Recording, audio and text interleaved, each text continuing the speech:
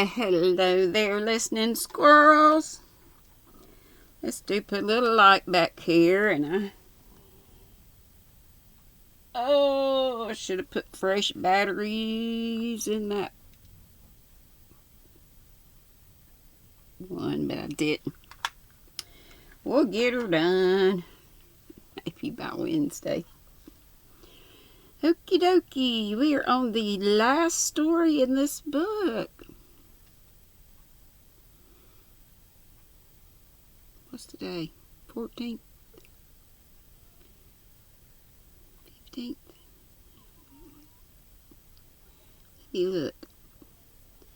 Let me look.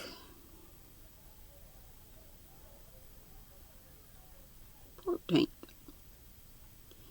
Okay. An English Dinner of Thanksgiving by George Eliot. It was a goodly sight, that table, with Martin Poyser's round, good-humored face and large person at the head of it, helping his servants to the fragrant roast beef, and pleased when the empty plates came again. Martin, though usually blessed with a good appetite, really forgot to finish his own beef tonight. It was so pleasant to him to look on in the intervals of carving and see how the others enjoyed their supper. For were they not men who, on all the days of the year except Christmas Day and Sundays, ate their cold dinner in a makeshift manner under the hedgerows and drank their beer out of wooden bottles? Wooden bottles? With relish, certainly, but with their mouths towards the zenith after a fashion more endurable to ducks than to human bipeds. Martin Poyser had some faint conception of the flavor such men must find in hot roast beef and fresh-drawn ale. He held his head on one side and screwed up his mouth as he nudged Bartle Massey and watched half-witted Tom Toller, otherwise known as Tom Saft, receiving his second plateful of beef. A grin of delight broke over Tom's face as the plate was set down before him, between his knife and fork, which he held erect as if they had been sacred tapers. But the delight was too strong to continue smoldering in a grin. It burst out the next instant in a long drawn haw-haw, followed by a sudden collapse into utter gravity as the knife and fork darted down on the prey. Martin Poyser's large person shook with his silent, unctuous laugh. He turned towards Mrs. Poyser to see if she too had been observant of Tom, and the eyes of husband and wife met in a glance of good-natured amusement. Tom Saft, S-A-F-T, was a great favorite on the farm,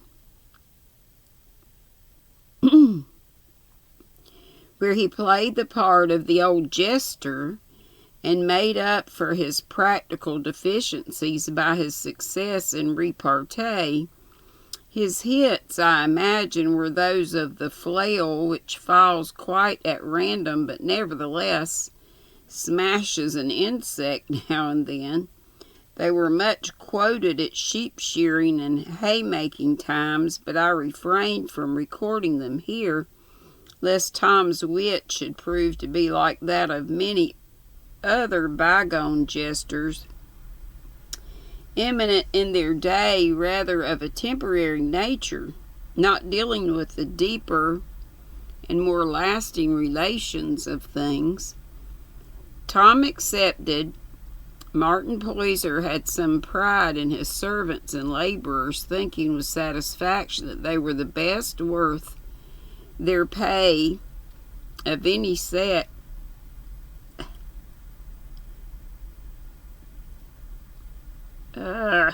Here. Of any set on the estate. There was Kester Bale, for example, Bill, probably, if the truth were known, but he was called Bill, and was not conscious of any claim to a fifth letter. The old man with the close leather cap and the network of wrinkles on his sun-browned face. Was there any man in Loamshire who knew better the nature of all, Natur, of all farming work? He was one of those invaluable laborers who can not only turn their hand to everything, but excel in everything they turn their hand to. It is true Kester's knees were much bent outward by this time, and he walked with a perpetual curtsy, as if he were among the most reverent of men, and so he was. But I'm obliged to admit that the object of his reverence was his own skill, towards which he performed some rather affecting acts of worship. He always thatched the ricks, for if anything were his forte more than another, it was thatching. And when the last touch had been put to the last beehive rick, Kester, whose home lay at some distance from the farm, would take a walk to the rickyard in his best clothes on a Sunday morning and stand in the lane at a due distance to contemplate his own thatching, walking about to get each rick from the proper point of view, as he curtsied along with his eyes upturned to the straw knobs, imitative of golden globes at the summits of the beehive ricks, which indeed were gold of the best sort. You might have imagined him to be engaged in some pagan act of adoration. Kester was an old bachelor and reputed to have stockings full of coin, concerning which his master cracked a joke with him every pay night, not a new unseasoned joke, but a good old one that had been tried many times before and had worn well. The young meester's a merry mon, Kester frequently remarked, for having begun his career by frightening away the crows under the last martin poiser but one. He could never cease to account the reigning martin a young master. I'm not ashamed of commemorating old Kester. You and I are indebted to the hard hands of such men, hands that have long ago mingled with the soil they tilled so faithfully, thriftily, making the best they could of the earth's fruits, and receiving the smallest share as their own wages. Then at the end of the table, opposite his master, there was Alec, A-L-I-C-K. I'll say Alec. Alec the shepherd and head man with the ruddy face and broad shoulders, not on the best terms with old Kester. Indeed, their intercourse was confined to an occasional snarl, for they probably differed little concerning hedging and ditching and the treatment of ewes. There was a profound difference of opinion between them as to their own respective merits. When Tityrus and Melobius happen to be on the same farm, they are not sentimentally polite to each other. Alec, indeed, was not by any means a honeyed man. His speech had usually something of a snarl in it, and his broad-shouldered aspect something of the bulldog expression, "Don't you meddle with me, and I won't meddle with you." But he was honest even to the splitting of an oat grain, rather than he would take beyond his acknowledged share, and as close-fisted with his master's property as if it had been his own, throwing very small handfuls of damaged barley to the chickens, because a large handful affected his imagination painfully with a sense of profusion. Good-tempered Tim, the wagoner, who loved his horses, had his grudge against Alec in the matter of corn.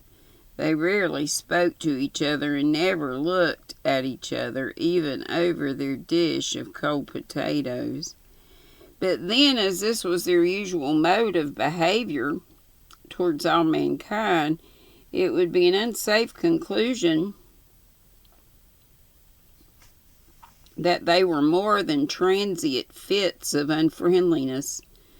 The bucolic character at Hayslope, you perceive, was not of that entirely genial, merry, broad-grinning sort apparently observed in most districts visited by artists.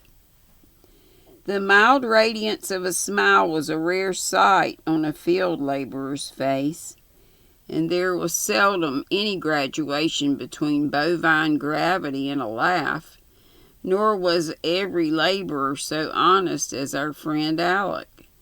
At this very table among Mr. Poyser's men, there is that big Ben Tholoway, a very powerful thresher, but detected more than once in carrying away his master's corn in his pockets, an action which, as Ben was not a philosopher, could hardly be ascribed to absence of mind. However, his master had forgiven him and continued to employ him, for the Tholoways had lived on the common time out of mind, and had always worked for the Poysers. And on the whole, I dare say society was not much the worse because Ben had not 6 months of it at the treadmill, for his views of depredation were narrow, and the house of correction might have enlarged them.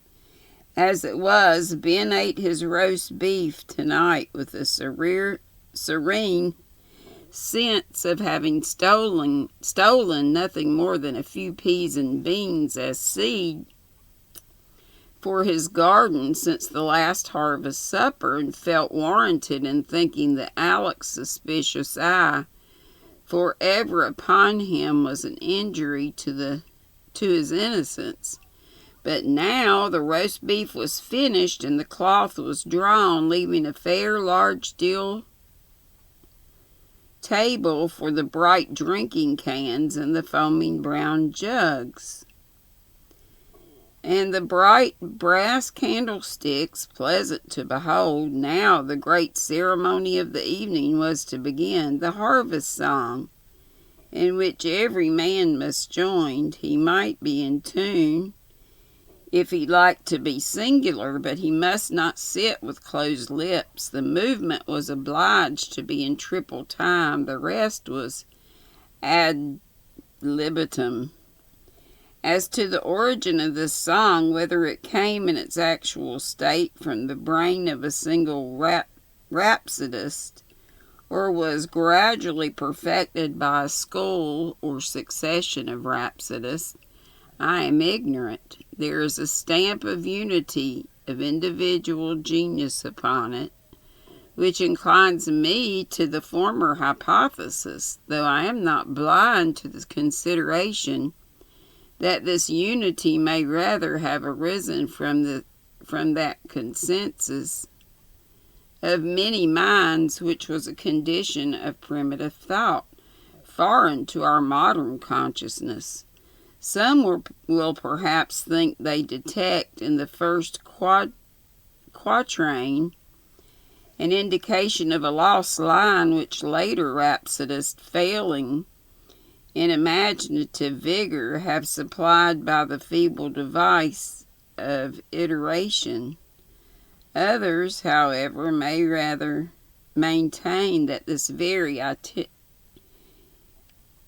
iteration is an original felicity to which none but the most prosaic minds can be insensitive. The ceremony connected with the song was a drinking ceremony. That's perhaps a painful fact, but then we cannot reform our forefathers. During the first and second quatrains, sung decidedly forte, no can was filled. Here's a health unto our master, the founder of the feast. Here's a health unto our master and to our mistress. And may his doings prosper, whate'er he takes in hand, for we are all his servants and are at his command. But now immediately before the third quatrain or chorus, sung fortissimo, with emphatic raps of the table, which gave the effect of cymbals and drum together, Alec's can was filled, and he was bound to empty it before the chorus ceased. Then drink, boys, drink, and see ye do not spill, for if you do, you shall drink too, for 'tis our master's will. When Alec had gone successfully through this test of steady-handed manliness, it was the turn of old Kester at his right hand, and so on till every man had drunk his initiatory pint under the stimulus of the chorus. Tom Saft, the rogue, took care to spill a little by accident, but Mrs. Poyser, too officiously, Tom thought, interfered to prevent the exaction of the penalty. To any listener outside the door, it would have been the reverse of the oblivious, why the drink, boys, drink, should have such an immediate and often repeated encore, but once entered, he would have seen that all the faces were at present sober, and most of them serious.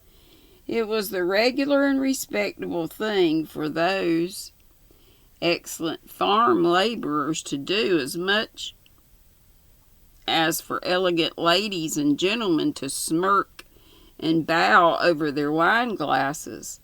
Bartle Massey, whose ears were rather sensitive, had gone out to see what sort of evening it was at an early stage in the ceremony, and had not finished his contemplation until a silence of 5 minutes declared that drink, boys, drink was not likely to begin again for the next 12 months, much to the regret of the boys and Toddy, Totty.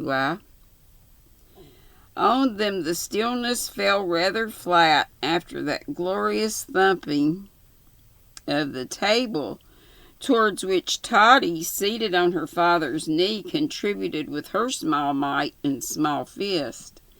When Bartle re-entered, however, there appeared to be a general desire for solo music after the choral. Nancy declared that Tim the wagoner knew a song and was always singing like singing like a lark, the stable, whereupon Mr. Poyser said encouragingly, "Come, Tim, lad, let's hear it." Tim looked sheepish, tucked down his head, and said he couldn't sing. But this encouraging invitation of the master's was echoed all around the table. It was a conversational opportunity. Everybody could say, "Come, Tim," except Alec, who never relaxed into the frivolity of necessary speech. At last, Tim's next neighbor, Ben Tholoway, began to give emphasis to his speech by nudges, at which Tim, growing rather savage, said, "Let me alone, will ye? Else I'll may ye sing a tune you wanna like." A good-tempered wagoner's patience has limits, and Tim was not to be urged further.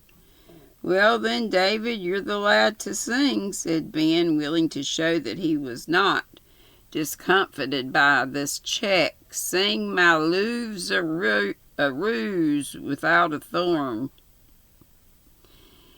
The amatory David was a young man of an unconscious, abstracted expression, which was due probably to a squint of superior intensity rather than to any mental characteristic, for he was not indifferent to Ben's invitation, but blushed and laughed and rubbed his sleeve over his mouth in a way that was regarded as a symptom of yielding.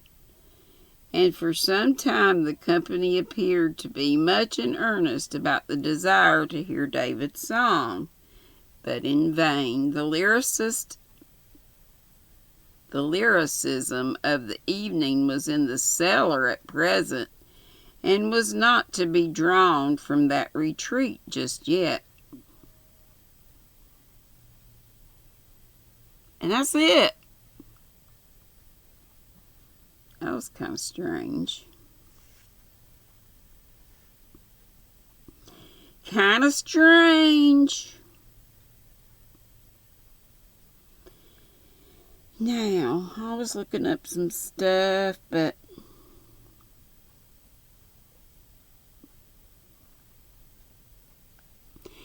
we'll just see what we come up with tomorrow.